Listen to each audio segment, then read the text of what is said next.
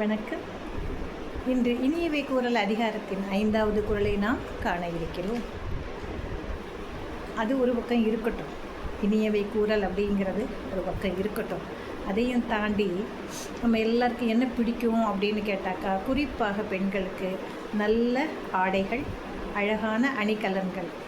அது டூப்ளிகேட்டாக கூட இருக்கலாம். இப்போ இந்த காலகட்டத்தில் எல்லாமே வந்துருச்சு. மிக அழகான புடவை, அழகான சுடிதார், இல்லை வேறு வகையான உடைகள். அந்த உடைகளுக்கு ஏற்ற அக்சசரிஸ்னு சொல்லக்கூடிய காது, கழுத்து, கை, இதுக்கெல்லாம் அணிகலன்கள் வந்துவிட்டது.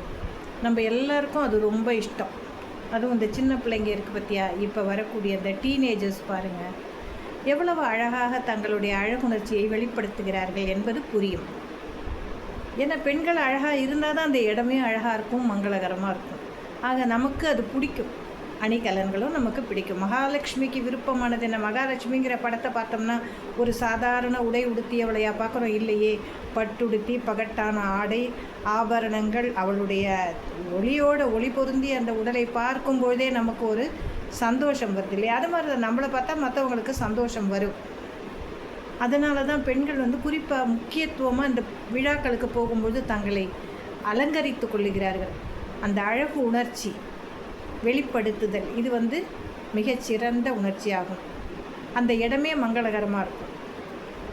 சரி, இப்போ இந்த தங்கத்தாலானதோ இல்லை மற்ற அணிகலன்களாக நாம் எடுத்துக்கொள்கிறோம் இல்லையா? இப்படி தான் எடுத்துக்கிறோம்.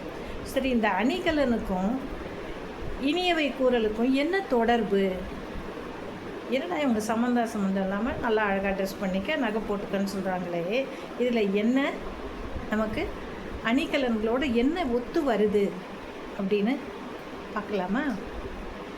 பணிவுடையன் இன்சொல்லன் ஆதல் ஒருவர்க்கு அணியல்ல மற்ற பிற. பணிவுடையன் இன்சொல்லன் ஆதல் ஒருவர்க்கு அணியல்ல மற்ற பிற. சொல்லிட்டேனா? சில சமயம் நம்மளே சொல்லுவோம், மிக எளிமையாக இருந்தால், புன்னகையோடு இருந்தாலே அதுவே அழகு அப்படின்னு சொல்லுவோம். உண்மைதான். புன்னகை முகம் ஒரு அழகை கொடுக்கக்கூடியது. வள்ளுவர் என்ன சொல்கிறாரு? அவர் இந்த தங்க நகை, வெள்ளி நகை, வைர நகை இதையெல்லாம் ஒரு அணிகலன்களாகவே எடுத்துக்கொள்ளவில்லை. நாமனா அதை பெருமையாக எடுத்துக்கோ. அவர் என்ன சொல்கிறாரு? பணிவுடையன் இன்சொல்லன் ஆதல். ஒருவன் எவ்வளவு வளமானவனாக இருந்தாலும் பணிவோடு, இந்த ஆடம்பரமாக என்ன சொல்கிறது,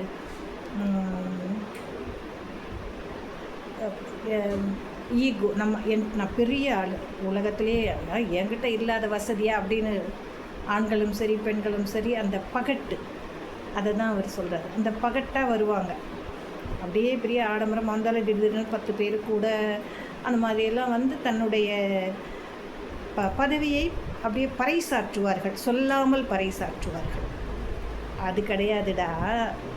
பணிவோடு, நீ எந்த ஒரு பொறுப்பில் இருந்தாலும் பணிவுடையன், பணிவோடு இரு.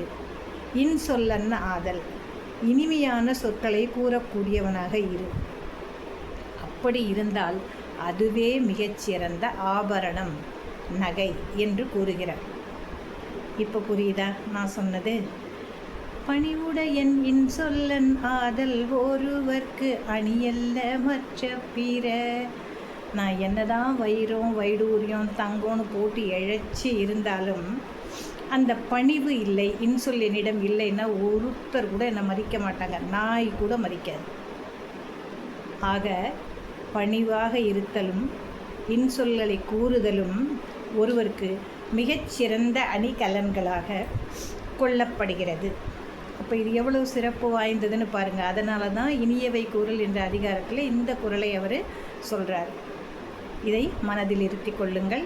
எவ்வளவு வசதி இருந்தாலும் பணிவோடும் இன்சொற்களை கூறும்படியாகவும் நாம் இருந்தால் அதுவே நமக்கு மிகச்சிறந்த அணிகலன்களாக செயல்படும். நன்றி. நாளை அடுத்த குறளில் நாம் சந்திக்கலாம்.